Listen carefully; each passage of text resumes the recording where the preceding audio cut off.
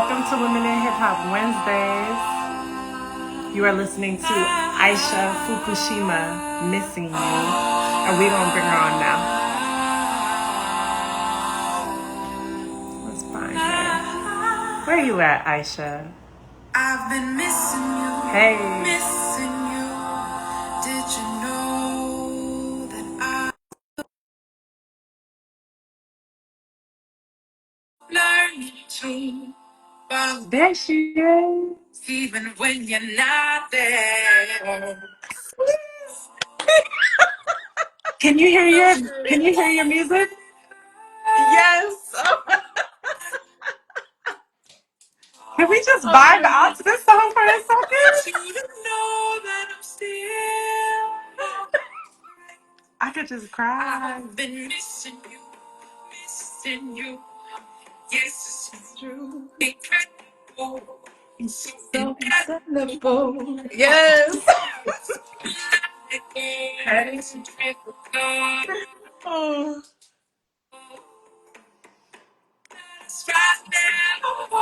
I'm getting full body chills right now. No. Okay, so we're gonna listen to the rest of this at the very end. Oh my gosh. Woo! Aisha Fukushima in the building! Hey, Coco, what's good? It's so good to see you in real time. I know. Yay. Hi, Queen. Oh my gosh. Thank you so much for joining us and joining me. This means a lot to me. So. Oh my gosh. Well, thank you for the invitation and for conjuring, creating, curating this space. It's so needed. And I already felt the joy and the fun and the space to have all of the feels that we're going through globally at this moment before I even logged onto this call. So thank you for creating that space, both here and in your music and the many ways that you lead change in the world. We see you, feel you, appreciate you. Thank you, my love. And we've been seeing you, and I've been like forever like, how do I want to figure out how to just, I mean, the world knows about you. You've been traveling around the world. That's a big part of your work, but just to get a chance to like highlight it a little bit more. One more chance. We're gonna have more chances in our lifetime. But okay, so I'll just do the little intro. Ready? Okay. All right. So, peace, y'all. Welcome to Women in Hip Hop Wednesdays, a segment of the Let's Make a Classic podcast where we celebrate the genius, labor, and legacy of women in this culture we call hip hop. I'm your host, Coco Peila, multi-hyphenate. Hip hop artist, MC, singer, producer, songwriter, cultural organizer, and the music midwife. And today we are tremendously blessed to speak with someone who has taken hip hop across borders, languages, and generations, making it a tool for justice and liberation. She is an award winning public speaker, singer, songwriter, facilitator. For those of us in the hip hop world, we ain't never gonna stop calling you an MC, okay? um, She is also the founder of RAPtivism, Rap plus Activism, and she been doing this since before it was like a cute little vibe that people, artivism. She's been doing this. She's also, as a cultural ambassador, educator, and global strategist, she's done this work everywhere from Kazakhstan to Jerusalem, Nepal to Sweden, challenging oppression with expression, okay? And creating spaces where hip hop is sanctuary, education, and resistance. Please welcome the visionary Aisha Fukushima. Oh my gosh. Okay, I'm just letting that wash over me the way you delivered it. Thank you again for the invitation to this space. Yeah, I'm just excited to be here. I'm excited to be here, and I'm excited. We've had so much overlap over the years, and or even when there's like gaps in between, I felt that we're connected in many other ways. And so Thank you for, I feel like, you know, when you produce a beat, right, there are all the different stems. Like Yeah. we're stems. We're connected in the same freedom song. So thank Mm. you. Mm-hmm. Mm-hmm. What? I know that's right. Thank you. Yeah. Oh, I mean, so one thing I'm learning as a host, how not to like try to interview myself about what I want to talk about, like, oh well. And Mm, B, when I'm on these interviews with y'all, like y'all are such giants. You are such a giant to me, and not putting you on a pedestal, but like really your body of work mm, is so significant and your commitment to liberation has been significant, but also just profoundly like ooh, consistent, throughout decades. So it's challenging not wow. to gush, but I'm like, okay, I know you want to gush. You could gush with her offline. Make sure these people get to hear about this like Mm, superstar, this sis star. So we're gonna get into segment one, okay. which you talk about challenging oppression with expression. Oh, girl. When I read this, I was like, wait a minute, where have I been? I love that you have this phrase. Mm, So I want to start with the roots. Um, you mm. founded Raptivism back in 2009. That's right. Okay, Yeah. I see you. You All my feel me? research. Doing my research. Okay, I have to put my glasses on. What was the spark and what did you see or feel that made you know that this was your calling or this is what needed to happen? Benton? Ooh. Actually, so it's in that sense, Raptivism started even before 2009. And Yes. I think part of it was middle school and high school and all the other experiences before that I lived. Like my mom moved us into a community where we were one of the only, well, in our condominium complex, we were one of the only families of color, one of the only Black families, one of the few working class families. And I went through so much intensity. Neighbors terrorizing us, like slashing our tires and all this kind of stuff. I'll go to school, and sometimes my math test was graded differently than my white peers or my more affluent peers, which sometimes those things over intersected and sometimes they didn't, the class and the racialized part. But all that to say, I was downloading all this really intense experience, and every time I would speak up about it, because I would speak up in class when they brought the military recruiters into our school, I would speak up about that and ask questions.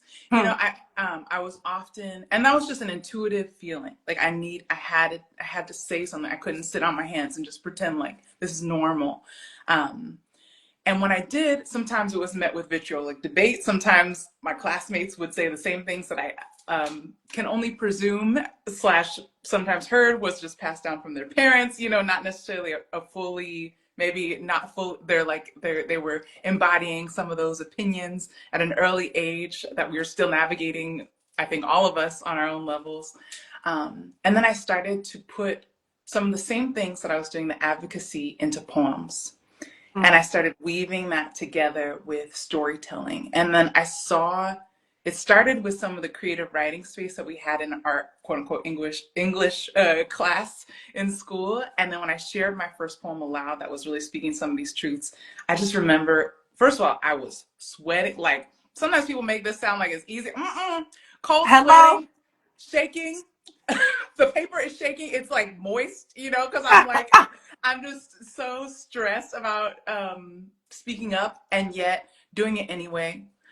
Building the muscle memory to do that and to keep practicing it, even though it still is sometimes scary. Um, and I saw a shift in the culture of my school. And that first project that I started as eventually it became a more solidified project was called Turn Off the Stereotypes. As Ooh, a let's high schooler. go. And that evolved in college with this love of hip hop. And I helped start a group in college called the RAPtivists, like the rap activists. And we would do all the cover songs that we loved. It was all, and so I think it kind of, that lineage, that tradition of storytelling, of understanding the power of hip hop culture and as a lifestyle, the music, like all of those things could be a force for creating change in our world, and actually also does it on in an embodied way. I think I had kind of an intuitive insight into that at an early age and just started iterating from middle Yes. school onwards through college. And then eventually that global part of Raptivism that was found in 2009 as a college, I had just wrapped up my college experience, so to speak, and I applied for something called a Watson Fellowship. I didn't know if I would get it. I was one of, I think, 40 people across the country that they chose to travel for a year. So I got a stipend or grant to be able to travel for 12. I stretched it into 13 months I know that's um, right. to basically get to know raptivists, that is to say, rap activists around the world. And so I went to Denmark, South Africa, Senegal, Morocco, the UK, India, and really just try to sit with people and talk and learn. And some of that travel ended up being collaborations that went into the Raptivism album that eventually got released. But those are some of the seeds. I know there's a lot that I'm like sharing, so I'm like pause. No, this is good. I mean, this is like we're so fortunate to have this time with you, and so every piece I Likewise. think yes, girl, Joy. because no, for real, like the last Women in Hip Hop Wednesdays where I got to interview someone, I was interviewing Tony Blackman, and she said women right now, she's like, women are doing the most innovative shit in the culture. She's like, eh, and she named off a couple of folks. So I feel like people need to understand that, like, this is like just to hear this story about the young you know, seeing this injustice and seeing being in the silence of the oppression and like making a choice to, despite the fear, right, and the shaking and the sweating, speak up, and to see that like this is one of the seeds that later on bloomed into raptivism, into traveling the world, into sitting with folks. And as you were speaking, I was just thinking about like what it has been like for me to witness you over the years. And Mm.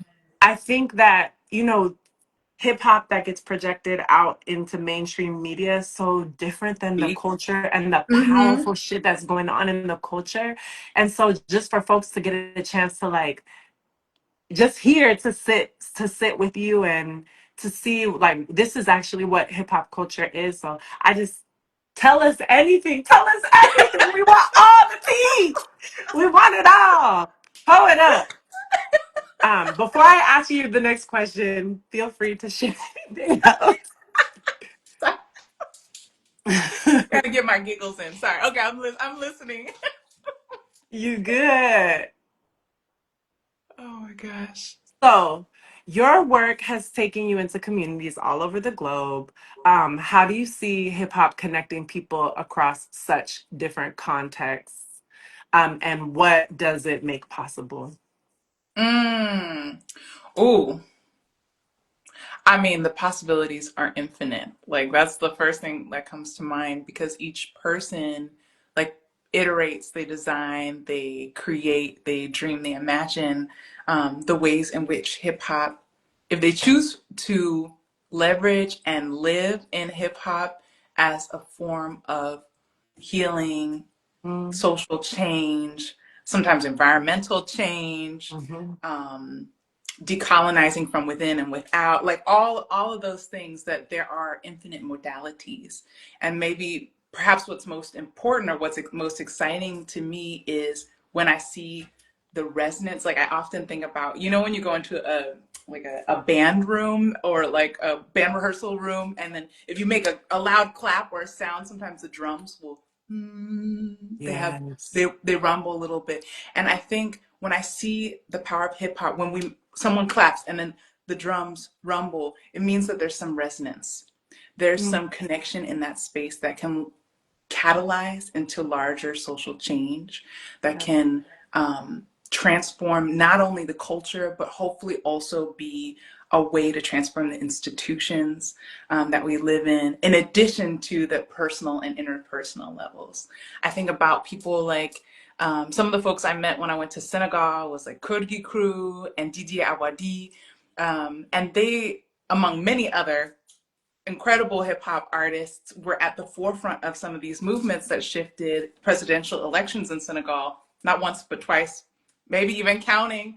Um, and so when we look at the power of hip hop, it's also a catalyzing force. And when we share a beat, I remember as a kid seeing my parents were booking agents in the music industry, and I didn't fully understand what I was immersed in, but I would like look out at the audience, I would see people moving to the same Mhm. beat, and I was like, this is an organizing tool and or lifestyle, because tool I feel like sometimes belittles it, but you know what I mean? Yes. Like people are actually moving in sync, and we may all have come to the concert for a different reason.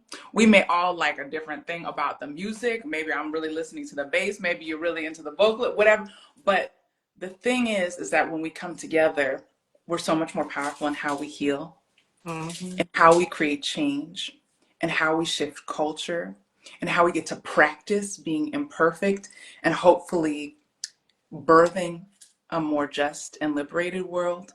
Um, and we get to practice being seen too in ways that I think is not fully possible. I mean, there's a lot that's possible individually, but sometimes I fear that our culture drives us to this individualism and consumerism, and it tries to erase a part of us that is collective and creative. And those capacities are so powerful. And I see that internationally in hip hop, almost everywhere. I've seen young, especially young women breakdancing from Kazakhstan to Belarus, for example, letting folks know, breaking through different kinds of gender norms and rewriting the norms that they want to live in addition. And sometimes that builds in tradition. It's not one or the other. It's not saying I have to adopt hip hop, American hip hop gear, and that's the way it is. It's just creating space. It's just creating culture. It's just creating new stories and realizing that our scarcity mentality around which narratives are possible are not serving us, including the people who want to police those narratives. You know, that Mhm. sometimes they feel they have the most to lose in that process. So um, these are just like small examples of what I've seen around the world, but I think that every place is slightly different, but that collective thread is part of where we can continue to learn, especially from the US. We do have collective things in the US, but I think we have a lot to learn from our local family about solidarity building. And it's a good time to listen up and reconnect. Yes. And you were one of the first folks who came into my world who really was, I remember this probably in 2012, I think, where I remember you were like, really, we need to be looking to the rest of the world for like the forefront of hip hop and what's happening and the way that folks are using. I mean, I remember you saying this even before Nas was saying it, because I remember Nas got Yeah. quoted talking about it, but I was like, no, Aisha was saying that shit first, okay? And I remember being like, oh, yeah, because of course, being born and raised in the U.S. and having that dominant privileged position to get to have the illusion that the whole world revolves around you and it really doesn't. It's like what a breath of fresh air and a gift and a blessing when we remember, oh no, like actually we're not the center, we're a part of this big this web, and survival is in looking out and understanding that we're connected in the web, and being like, wait a minute, what's going on over there in that part of the web? What they got Mhm. going? Oh, they're solving something over there. They're doing something like, and there's so much medicine in that. But thank you for being not just like a really articulate like speaker about this, but you live it. You've been living it, right? Like building Hmm. those relationships. And I think that that's something I really want to communicate to folks about you is like when Aisha shows up with her full self, her brilliance, her gifts, her humanity, her heart. So powerful. And I think it's just like it is such leadership, because leadership is not just when the spotlight is on us or when the accolades are coming our way, right? When we get to be the featured speaker or performer, it's also about how we move and treat people when the spotlight is not on us. And I feel like you're such a leader in that way. And I was so grateful as a born and raised in the US, younger woman to hear someone say, like, hold up. Like, we had to look out to our family outside of the US to see what folks are doing, and also like to follow their lead, you know? Yes. Well, and part of it is like, I think what I'm learning, thank you so much for lifting that up. And what's coming up for me is so at that time, in some ways it felt kind of novel and new because I'm on this whole journey. I'm like, oh my gosh, okay, this, like, I had this vision of Raptivism, I'm gonna start around the world. But the more I dig and the more research I do, I realize how ancient these connections are, or how these histories are just ones that we don't get told. And in some ways I realize that what I'm doing is also archival work. I was recently in Harlem, and I remember like going to an event, and they kept saying like, we are archives, or we are archivists, kind of both, I think. And that kind of stuck with me in the sense that right now I'm writing a book of poems about having mixed roots and radical solidarity and cultivating like a liberatory belonging. And as I do that research, I've met, for example, elders. I've been going back and forth between the US and Japan. I've met elders in Japan, born in post World War II Japan, who are African American and Japanese, and hearing their stories. And growing up Hmm. mixed Black and Japanese, I kind of sometimes felt like, I mean, I'm never alone. We got our ancestors, we got each other. There's all the things, but sometimes there are ways in which it can feel very isolating. And then meeting these folks across generations, across borders, I'm like, this was not new. Hello. Someone tried to make me feel like this is new or not existent. This history doesn't exist, that our connections don't exist. But yeah, all that to say that in some ways there's work of reclaiming that is embedded in our solidarity practice. And we don't have to build from scratch, because there are rich histories wherever we look in terms of how did we weave solidarity together across borders, across identities, across issues that we thought, oh, that has nothing to do with me. That radical solidarity is actually something, a very old practice, which I'll shout out also the Yuri Kochiyama Solidarity Project for bringing that to center in some of their recent work, of course, and their longstanding work, actually. Yeah, but I want to lift that up. It's old and new at the same time, and maybe we'll Yes. recreate as we go, remix.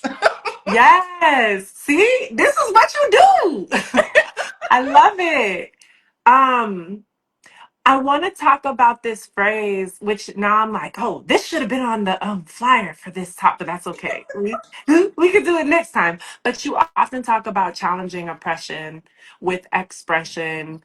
Um, You've been talking about this, but I want to give you an opportunity to speak directly to this. Like, what does that look like in practice, and how has that evolved over the past 15 years? And you can just say anything honestly Ooh. about, like, why is this the phrase that it, when, if someone goes to aishafukushima.com, this is the first phrase that pops up. This is like a Yes. foundation of your work. And I want to know more about why, and I want the people to know. Tell the people, Aisha. Oh, thank you for asking. Hmm. Challenging oppression or with expression is, I think our creative capacity is so powerful, and it's a sustainable energy source. It's a fountain, you know what I mean? And so, especially in these times that tell us that we have to have austerity on our dreams, that tell us that we are separate and not dependent on one another, all these different kinds of divisive ways in which um, we're led to think that our wells are running dry. It's really Mhm. important for us to hone our creative capacity for expression um, in order to envision and create the worlds that we want to live in. I truly Mhm. believe that art, creativity, hip hop as a lifestyle, all the elements included, with the spiritual alignment elements and all the intellect and all the things, are Yes. part and parcel to our building blocks and how we create change. How can we build something if we don't blueprint it first, if we don't prototype, if we don't, Mm, imagine it? And I think this push, I mean, we all got to consume to some extent. So I'm not totally saying all consumption is bad, but this push to be more of a consumer than a creator, to view ourselves as vessels, not necessarily for divine downloads, but just vessels to be filled with whatever. You can only pick A or B, and those choices are oppressive. That's not us living to our greatest potential. I truly believe that artistic expression, and creative expression, you don't need to be an artist to be creative, that is hand in hand with our liberation. That's hand in hand with imagining and creating systems, that we can live in, that aren't based on oppression, that aren't based on exploitation, that aren't based on growing inequalities, yes. and not rooted in climate change. You know what I mean? So Hmm. for me, creating, in that sense, is liberatory. And the way it has evolved over the years is, I think it started in so many ways thinking about, like, the hip hop modality is so rich and it's a lifestyle and there's so much in there, and it's actually connected to very ancient practices. And I think realizing that, right? Realizing, Hmm. like, going to Senegal and people are like, we've been doing griot storytelling. That's MC. Some of the Yes. MCs tell me that they're like, one of my the Dada G family, a group, said they named their album back then called Boomerang because they felt that hip hop started with griot storytelling in West Africa, went to the States, and then it came back. So it was the boomerang effect. But I've also been in Kazakhstan and people playing itis with a type of music with dombra. I think it's Mm. two strings, maybe three, two strings, and they tap on the front and they freestyle What? with this string instrument. They're like, we've been doing this for thousands of years, so that's hip hop. You know what? And I'm like, Yes. oh, okay, yeah.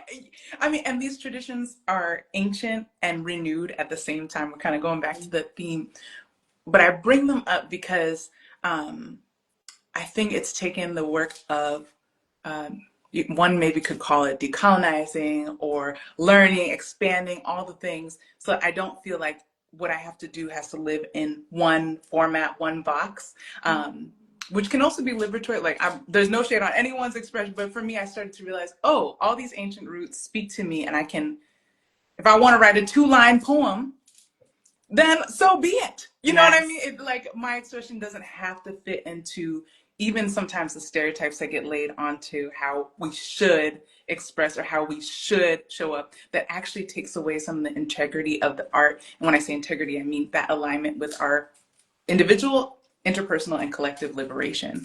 And so freeing myself in my art, in my voice, and daring to listen a little bit more radically, a little bit more deeply, not just for how I can react, but respond, connect more deeply. I think that has been the biggest change in my practice, is really expanding my idea of how one can express, and making sure all along the way that people are invited into the cipher. If people come to a show, a keynote, a workshop, they may not know it when they walk in the door, but they will participate on the microphone in some shape or form, often unexpectedly, and that is also part of the liberation. So it's rarely just one person holding the talking stick or the microphone or what have you. It's about us Oh, collectively. Yeah, and so that's, I guess that's always been part of my practice, but I'm constantly weaving that in, wherever I can, and using, sometimes leveraging technology to see how we can do that in unexpected ways. yeah. And if you've ever had the pleasure to witness Aisha Fukushima performing or participate in the cipher that she's facilitating, it's a full embodied experience. It's Mm. voice, it's dance, it's movement, it's words, it's rhythm. So Mm. I love hearing it's like so deep because I'm like, dang, how come I never asked you these questions before? Well, Uh, Coco, can I ask, how you're a global citizen? How does this land with you? What's coming up for you? Um, Also, as someone who's doing liberatory work, what's coming up for you as the most I love that Grace Lee Boggs asked, "What time is it on the clock of the world?" Uh, Mm. so, what time is it on the clock of the world for you right now? And how does some of this global conversation land with you? What wisdom do you want to reflect back and Oh, through to the audience? wow. I didn't expect this.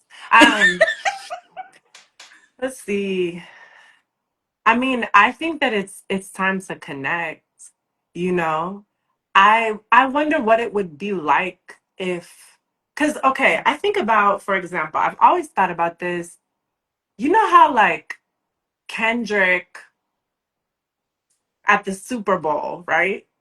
If in that moment while he's performing at the Super Bowl, he's like, "Hey y'all, we about to march up out of here and hit the streets and have full festivities on the streets for X, for this cause or to raise voices around this."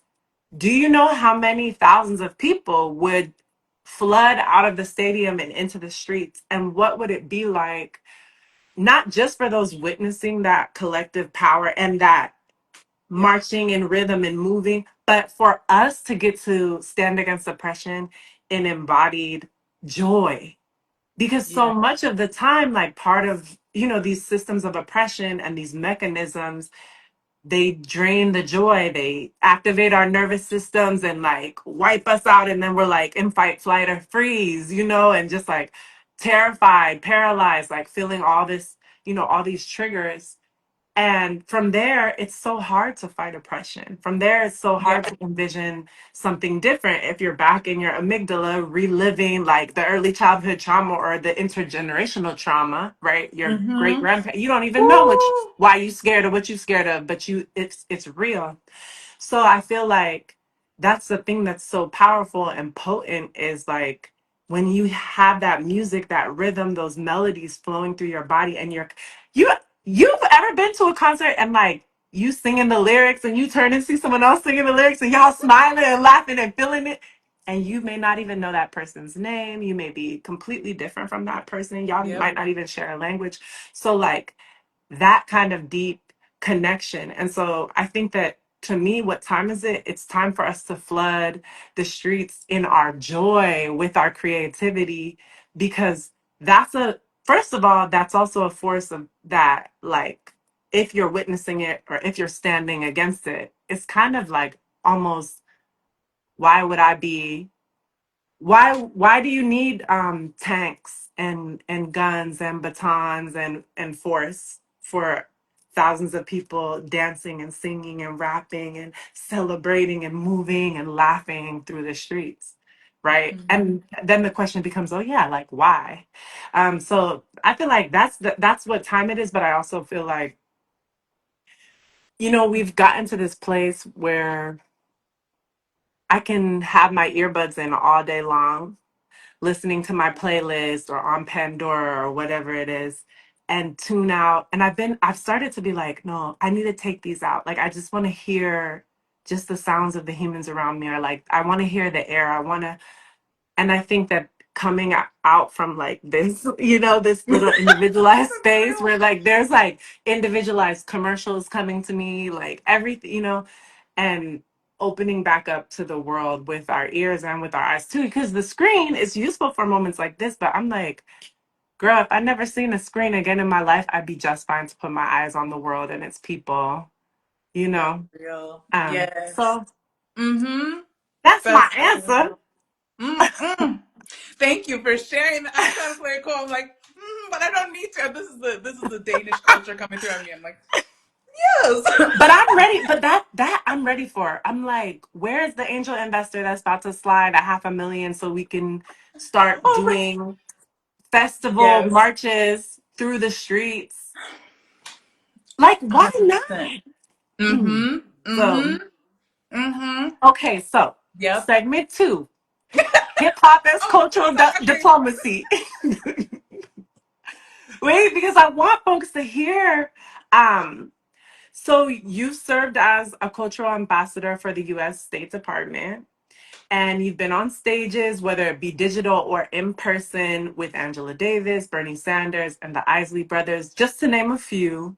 How do Yes. you navigate those spaces from grassroots workshops to massive global stages while staying grounded in community and justice? Oh, there are a lot of things there. Yeah. Um, I'm trying to think. I mean, I think what you named not so long ago about the embodiment piece, and like I'm always trying to work on this alignment within and without. And so before I even get on the stage, I have a few rituals. I'll take some deep breaths because I'll notice, oh my gosh, the stage fright, the butterfly. I mean, that's natural, right? But trying to make sure I ground myself and do that in a daily way. I currently live in Copenhagen, and one of the traditions out here is winter bathing. So even when it snows outside, I'm sometimes out there in the waves swimming. Not too long. That's not, it's a short period of time, but like Mm, and part of why I bring that up is because when you get in water that's cold, the body immediately is like, oh no, we're in trouble, right? A familiar feeling to other moments in my life, moments of overwhelm, moments, traumatic mm, moment, all these different. And what I've learned and what I keep practicing in winter bathing is mm, slowing down that breath. I suddenly, after a moment, I the first shock of being cold and being afraid of that cold starts to subside. I could still be cold, but I feel my core, my heart space especially often become very warm. I can put my palm to my chest while I'm treading water or swimming, and I can feel that my body is creating warmth. It's protecting me. It has my back. I can feel my heart rate start to slow down a little bit from that first moment to the, and so that's a training that runs through every time we audiate a sound through our voice. We need air to do that. Our heart rate, all these things play into how we show up on a microphone. It mm, shows up in how we step onto a stage. And so I constantly do that training, not because I'm not necessarily always the center, and I don't always need to be the center, far from it, but it's when you have the power of the microphone, it's a grounding. It can be a grounding force or it can be a force for a lot of other things.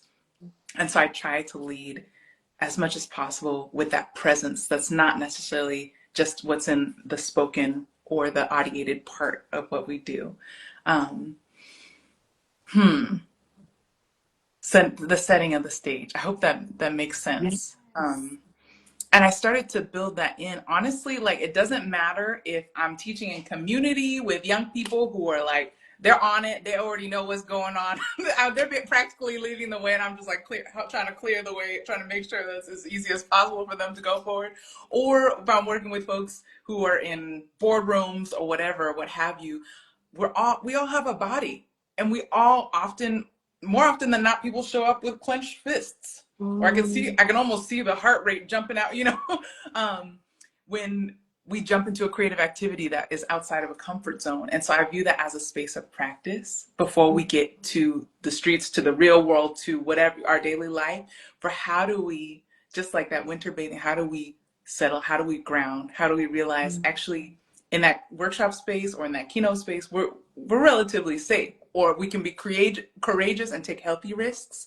And how do we practice that together? And mm, that might include sometimes conversations that are not perfect, not all the perfect words are chosen, what have you, but we're practicing showing up for each other. We're practicing admitting when we're wrong. We're practicing mm, learning and building new neural pathways together so that we can shape our action to take different actions in the future, even if our past ones haven't always been liberatory for ourselves and one another. And so I really, as much as possible, try to build that into the work, mm, and into my personal ritual as a way of showing up um, to do the work, or honestly in the everyday, because it's just as important. I think Nikita Oliver said that activism is a daily choice. And probably many people have said that, but I take that quite seriously. And it can be joyful, to your point mm, too. And it can look like rest, and it can look like care. Um, Yeah, but I try to keep that at heart center in how I show up, and knowing that also everyone has wisdom to share, even those that I might not, we all have stereotypes that pop up, and sometimes you're like, is this person, what are they about to say when they get the mic? And then being open sometimes, to the gems or to like whatever comes up in the space, because actually working through some of those tougher conversations in group can be so powerful when we're sometimes told that we shouldn't talk about difficult or Mm. complicated topics. And then, Wow. a lot of stuff gets bottled up. And so I think, especially post pandemic, all this keeping everything in, it's a good time to connect, like you said. So, how do we practice that? Ooh. Oh my goodness.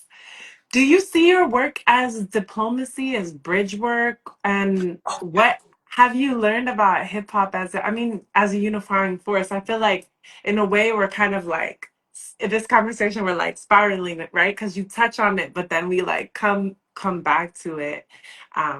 If you have thoughts about this question. Yes. Thank you for, reminding me like there's so many threads. So, for the hip hop diplomacy work, do I view it as bridge building work? What do you view it as? I would say maybe is a better question. Yeah, I think all the questions are, yeah, I think hip hop diplomacy is really complicated, and not all of my work internationally or collaborations internationally have been through that portal. I think what I've noticed is that sometimes I'm outside of maybe the anticipate. You had Tony Blackman also, who's breaking so many molds and paving the way, you know what I mean, for so many of us. But the mold of what is often presented in cultural diplomacy internationally is not doesn't necessarily always look or sound like the things that I present or curate, right? There we go. And so in many ways I view that there's an expansion of narrative that's really important. I also acknowledge that the history of cultural diplomacy, which I've learned over the years, is really complicated and not always neat and clean and tied up with a bow, far from it. And so I think I've tried to embrace that complicated and complex nature of the hip hop diplomacy by being as honest and open as possible, Mm, by realizing that when I walk into a room, I might have gone through a lot of isms in the States, but I also have privileges when I have a stage and tens of thousands of people listening, right? And mhm, so making space, or making sure I don't take up all the space, making sure that local artists who are already doing the things and are going to be there afterwards are helping guide what needs to be said, what needs to be done, and helping curate the space, mm, and also getting the shine. Like, I view that as part and parcel to the work. And oftentimes, sometimes I'm singing solidarity songs, in embassies that where they did not expect that.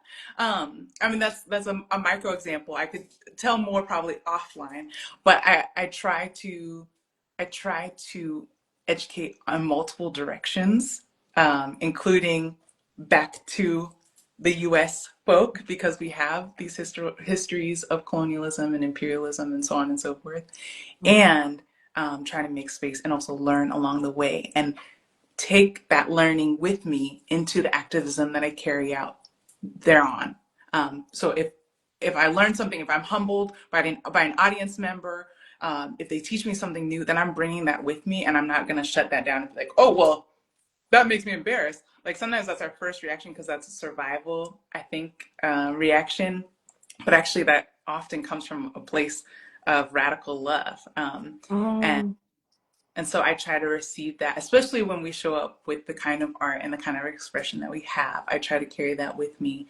Um, yeah, yeah. And to stay humble, not in the sense that you should just make yourself small, but really just being aware of the privileges that I carry, and how I can best be of service and solidarity, in any way possible.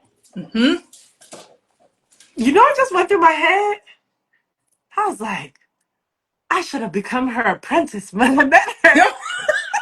You just, no, no, you just have so much richness to offer us. And like I say, like, it's one thing to speak about these principles and these values, but it's another thing to live them in your Mm.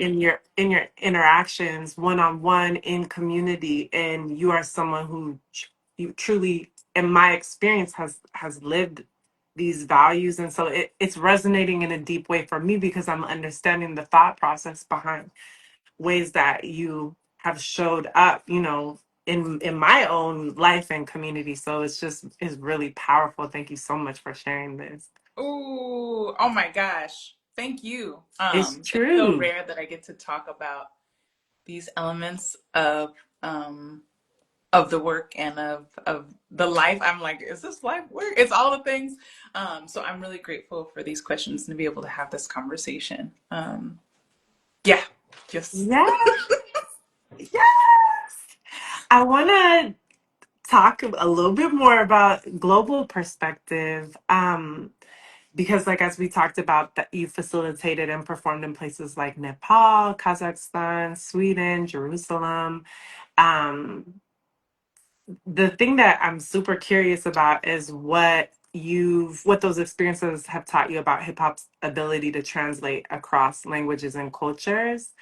mm, And um to say to you, like, I remember just being at one of your shows and performances, and you were saying hello in like all these different languages in the beginning, and I was just like, and to watch people in the room come alive when they heard their mother tongue, and the way that mm. just even, it's like, wouldn't it be wonderful if we could fluently speak all the different languages, but just Yeah.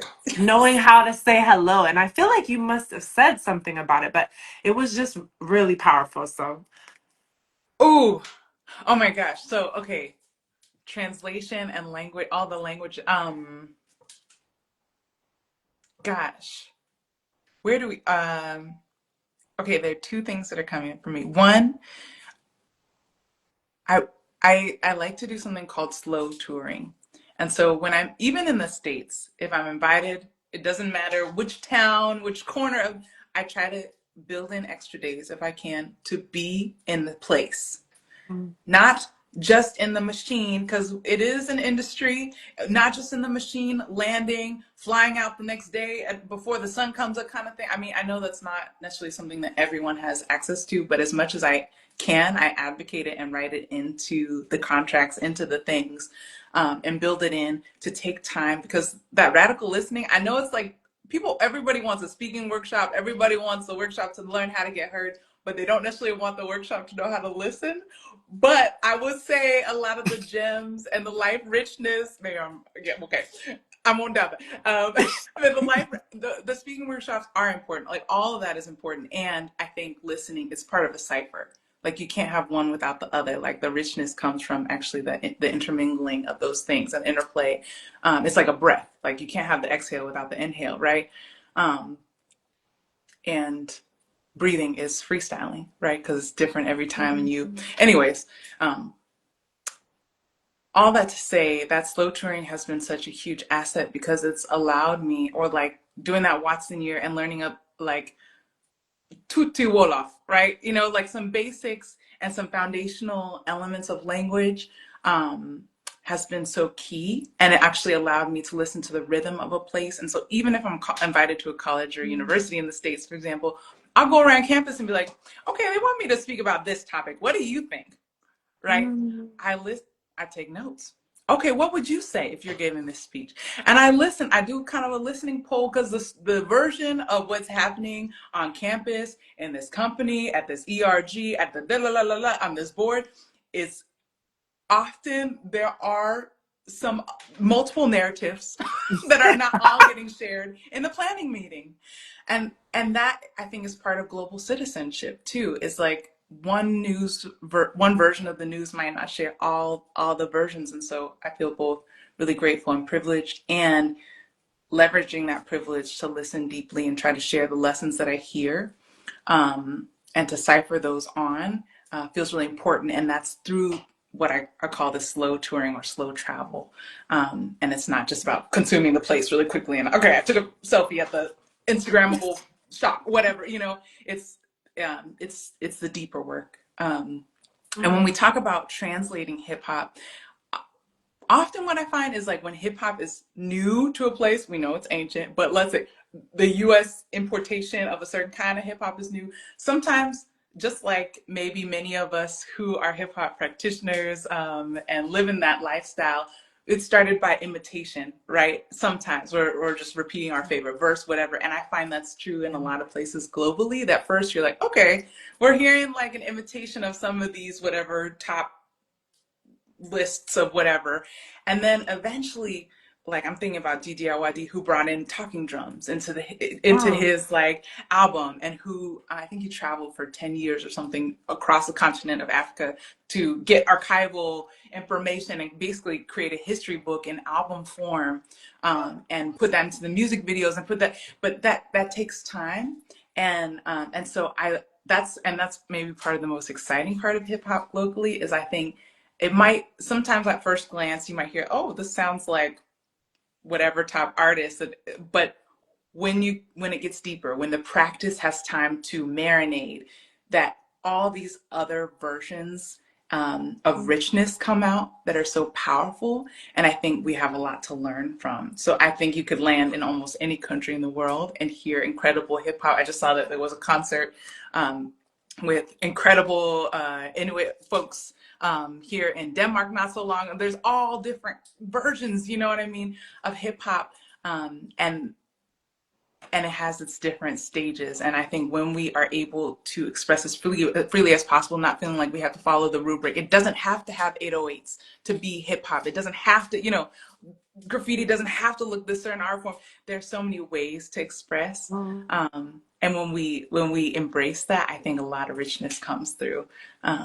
So yeah, all that to say, like, I don't know if that answers the question, but hip hop in translation, or like, yes. And we're learning the local languages to make sure we can understand it as it comes to My, us too. We can go both ways. oh my gosh. So I'm like, okay, so we halfway through the interview questions. We got left. Um, I would love to offline talk about, a potential part two at some point in this year because there's so many questions I have for you. I want people to know. So let I'll me do try a to keep quick shorter little. answers. No, no, your answers are perfect. Your answers are perfect. And I'm just beyond grateful. I'm learning so much and I know folks want to hear this and need to hear this.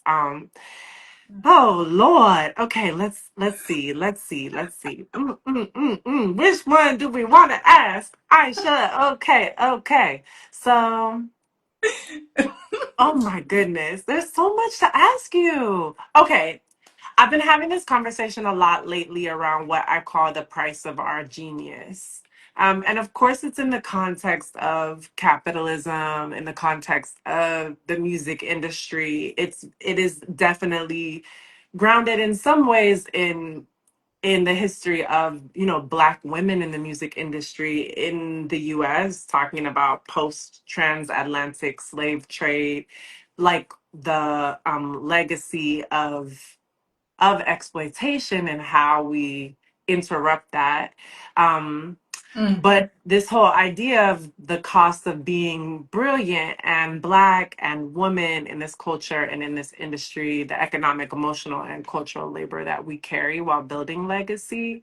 Um, and I recently opened pre-orders for an album capsule as an act of economic resistance to honor Black mm-hmm. women's labor and value in hip hop and in the music industry. And I'm just so curious because you carry this global perspective and because of the breadth of your work, like what are your thoughts on this? And what would it look like to have our labor, our archives, our leadership fully honored and fully funded? Like yeah, how does this land in your big, brilliant mind and heart? Hmm. Well, I know. Okay, I know our time is limited. I know No, I'm no, not supposed to. Okay, don't rush. Don't rush. I Take want your to. time, queen. I'm curious to hear about the economic resistance and the economic model that you are dreaming up in that format in order to answer this question. Does that make sense? So Yeah. I want to understand a little bit more of the infrastructure of how you're imagining it, and then yeah, I want to build on that. Mm-hmm. Yes. Yeah. Well, so I have this album capsule that's like the way that I'm delivering my next studio Yep. album. And so sometimes people right now, we actually recently on Juneteenth raised the price to $2,500 US. Mm-hmm. Um, but I wanted to offer a small group of folks like the experience to really not just consume, like, okay, pop in the headphones, listen to the song, maybe memorize the lyrics and potentially go to a concert, but like actually be in conversation in the call and response. Yeah. So the capsule, it comes with this vinyl record, the digital download, a rhyme book, but in there, there's the lyrics, but then there's a writing prompt, there's space because hip hop is a conversation. So it's like, I know as you're listening to these stories about my early life and my inner child and the connections and the healing and growth, you have your own stories. So let's be in conversation, whether it be a poem, a journal entry, like a verse. Um, and also there's these 12 ritual drops. So they go through 12 months where you get an email and there's like, an a cappella track, and there's like a download of the lyrics, and there's a handwritten note that comes from me. And so Yeah. it's just wanting a creating a more embodied experience that's not based only in consumption, but B, asking people to reimagine the true value. When people say, like for me, the miseducation of Lauryn Hill, that Mm-hmm. absolutely changed my life. But I know back in the 90s, I don't know, maybe did it go for like $15 or $20 or something like that. And I'm just thinking about how much we truly understand the value of what we call fine art, right? Of a painting in a certain context, will people will pay millions of dollars for it. If we say that we believe that the music industry is, people know that it's exploitative, people say that it's exploitative. Studying all these, like from Bessie Smith to Billie Holiday to Whitney Houston to Angie Stone to Nina Simone, every time I go through these greats, like these literal, like incredible heroes of music, I find that at the end of their lives, they didn't own a lot of what they created, and also many of them died in poverty, or with just a fraction of what they created. And so just thinking about like, how do we actually make it sustainable for Black women to do this life-giving transformative work? And that's what it is. It's beautiful and it's amazing, but it is labor, right? And it does sustain not just the woman, her family, her friends, but also all of those who get to witness that light and be transformed by that light. And so can we reimagine something different where instead of a Black woman being like poor and ravaged and exhausted and traumatized at the end of her career, she has the type of wealth to not only sustain herself and take care of herself, but also to give to the causes that are important to her. Or you know what I'm Yeah. saying? Like, so Yes. anyway, but from an empowered place of ownership. So that's the whole idea with this capsule. I don't think that I answered your question No, this is properly, great. I'm but I'm up on the capsule too, so I'm like, okay, taking Aisha, it so all talk in. to me. It's What you think, girl? Like, what are your thoughts on this, and why might this be important? Like for you, for example, what difference could this make in your life? Like if you were selling a capsule for 2.5K and you had 500 limited editions available, and folks invested in the same way that they would invest in. Okay, I just have to say something real quick. I think it's important for us to interrogate what we place value on, because people will say, like, and I don't think anyone needs to pay me that money, but people will say, well, I don't have that money, or like, oh, that's a crazy amount. But I'm like, but it's not crazy when people go up into the store and buy a designer bag, or when people go to the strip club and they drop $1,000 on, or for certain types of substance habits. So I want us to like kind of reimagine and think about like where are we investing, what systems are we investing in, and what do we value. And like for me, it's like, do I want Aisha Fukushima to keep doing her dope ass work but not having to do it at the expense of her own health? Or even like, what would it look like if you had 1 million in the bank? Like, I love what Mhm. you've been doing with the resource that you have, but what would it be like if Yeah. folks could come from a place of abundance instead of the creating something out of nothing, which is magic. But what I, from my studies of Black women, it looks like it's not sustainable over time. And, anyway. Yes. Oh my gosh. Yeah. All of the things. I'm like, Girl, why you I'm gotta ask smiling me so much questions? I throughout this wasn't whole. prepared for this. Okay, go ahead. Um, there was so much, no pun intended, but like richness in what you just shared. So thank you for that. And what you're sharing in your capsule too. Um, I think one of the things that resonates the most in what you're saying is this abundance and an abundance mentality too, that it, in part, at least that's part of the alignment is, because I've met artists who have no problem selling a canvas for tens of thousands of dollars, and yet, you know, sometimes our own internal self-imposed limitations and scarcity can drive ourselves into some sort of exploitation. And it's not. I want to do the caveat of it's not just individual, right? The platforms that be streaming and all the things are not. Those are institutions, and we, Mhm. insofar as we may not be unionized or organized in a certain capacity, aren't always doing each other a favor in how well we can be treated either, unless we organize, which we do have the power to do, and many people are doing, right? But I just don't want all the onus to, because I think sometimes artists feel, oh my gosh, I haven't made enough, I haven't done this, and it feels very this individualized rat race that I Yes. think is just like, it's not actually true, that because we are living in a society with institutions that are built this way. Yes. And so I just want to name that.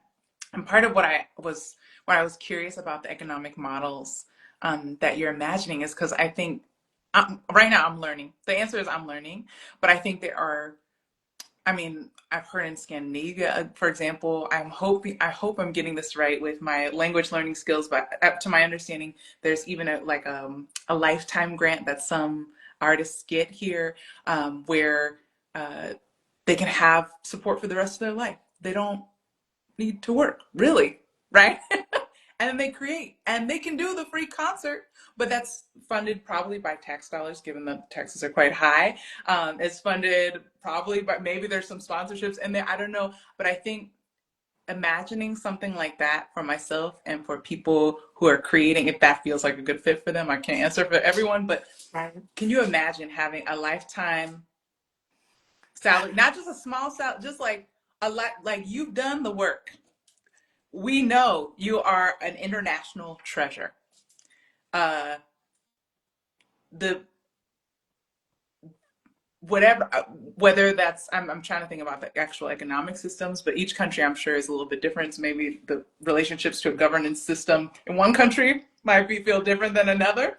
But whether that's through taxes, whether that's through liberated funds, where funders who have billions and quadrillions of dollars are saying, okay, actually, I don't need to have reins, because I've also, right, in the philanthropy space, sometimes there's a lot of like, or in nonprofit spaces, there's a lot of constriction on these kinds of funds, but trusting and saying, hey, your art is liberating, so the funds should also be liberated, to make sure Mhm. you get to do what you got to do, and to live well.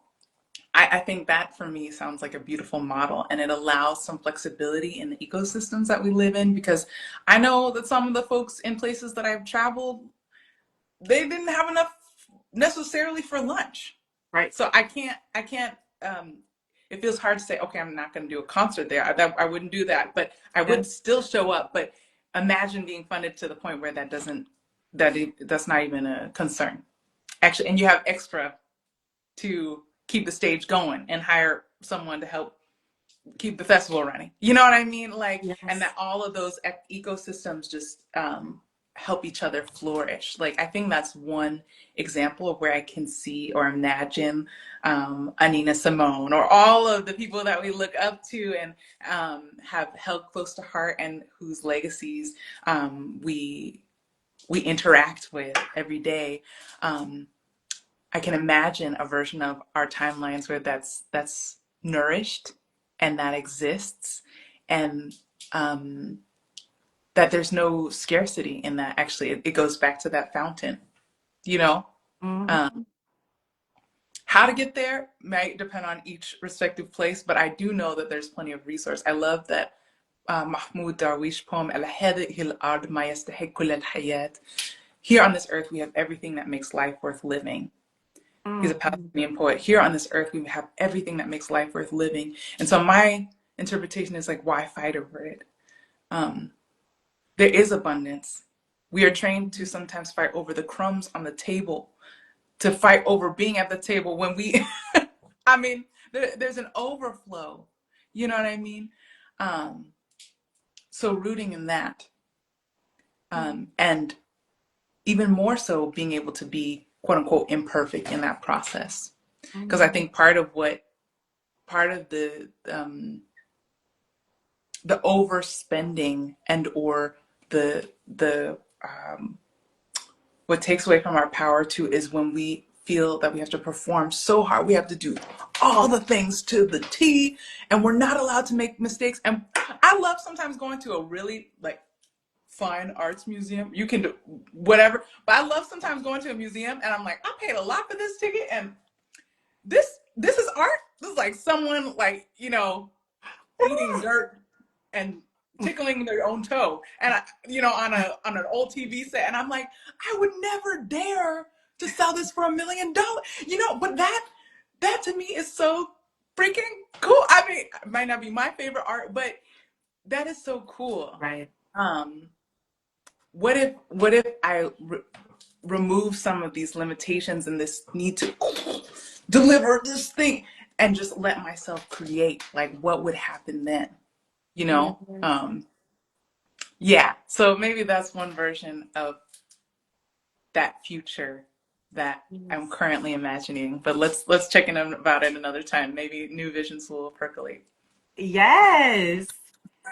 Let me ask this. How, if someone comes upon you in this live or, when we're posting clips later throughout the year, what is a needle moving action that they could take that would like really impact your work, support your work, uplift your work, like in a key way? I don't want people doing stuff that ain't gonna move it forward or uplift it, but like, what's the thing that yeah, that you really want folks to do or that would make the big impact? Because it's wonderful to say, oh my gosh, that's so inspiring. You go, girl. But I want people to take the type of action that makes the impact that continues to make or support your work to be possible. This is like your calling, right? And you've decided to embody it, stand up into it, answer it. But what can we do that will truly like support? Ooh. And let me say this last thing, not just support it, because it's like, do you want clean water to drink? Do you Yeah. you want clean, do you want air to breathe? This is what you have to do. And that's how I feel about, the work that you and many of us are doing. It's like You. Mm-hmm. it is a gift. So how do we make sure that this gift continues for you in a sustainable way and in a way that feeds you? Yes. Oof. Thank you for that question. Um, Okay, there are several ways. I think in terms of the material, because you're also signaling the material, which is super important, because sometimes our work is also immaterial in the sense that it can reach all the levels, but then people forget that, oh, actually, it costs money to do the things, Right. to keep the light, to, That's to right. thrive and glow, in addition Yes. to all the things. So, one thing that I'm birthing creatively at the moment is a poetry book called I Am Abundant. And Mm. there's a link on my website at aishafukushima.com/support where people can donate and make a tax-free or a tax deductible donation there to realizing that project and essentially printing copies of the book, like all the things. And it's been a lot of root work in that, going Yes. back between the US and Japan, and really learning about abundance in a full way. And I think our conversation has touched a lot on abundance. So that's Mm. one thing. Yes. Um, I mean, the fiscal support and the liberated funds are real. I mean, that support page on my website at aishafukushima.com has other links so people can offer support, download an album, and offer the most copious amounts of Yes. abundant gifts for the music and the journey that has been behind many of the songs and music that you hear on my Bandcamp, for example, that have really no dollar price, because sometimes the lengths at which we go to record something, Yes. it's not as neat and clean and easy as the album art itself.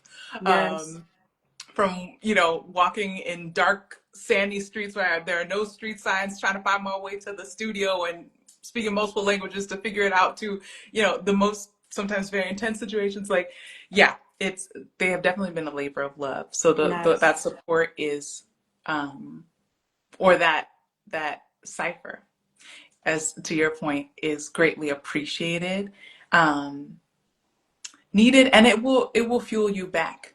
I Yes. think for those who have other resource, a great network that they want to plug us into, what have you, reach out with an email, reach out to the contact, join the mailing list, not just the social media platforms, and connect directly. And Yes. let's have real conversations about how we can move, how we can shift the power Yes. systems that be, Yes. and how we can materially shift our worlds. Just out here down to listen and be in conversation about that. Aisha Fukushima, thank you for showing us that hip hop is global, that it is liberation, and that our voices and stories can truly change the world. Thank you for walking in that and embodying that. Um, to everyone watching, you heard what to do. You know what to do. Don't tell me you don't know. You know now. This is what legacy looks like in real time. Oh, Hip hop is a conversation. So what the fuck is you saying? What are you contributing? How are you listening? Thank you mm. so much for being with us.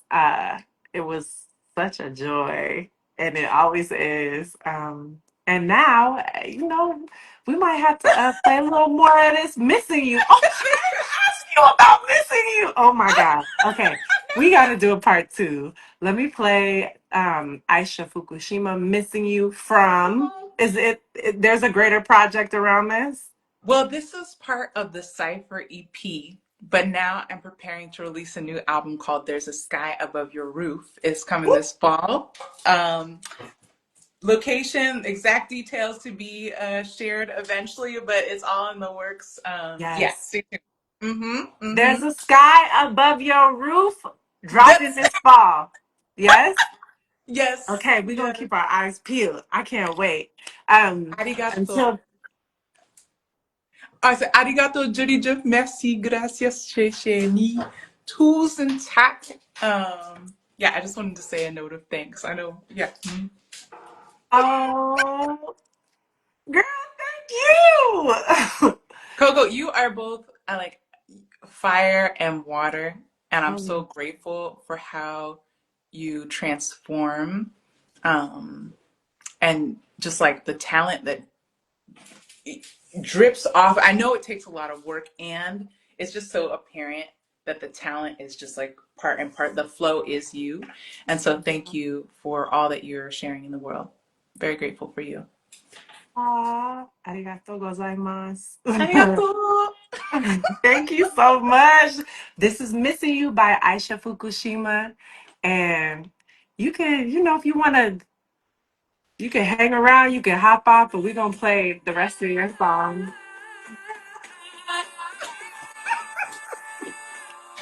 Thank you. Oh my gosh. I'll see you next time. See you next time. Thank you. So beautiful.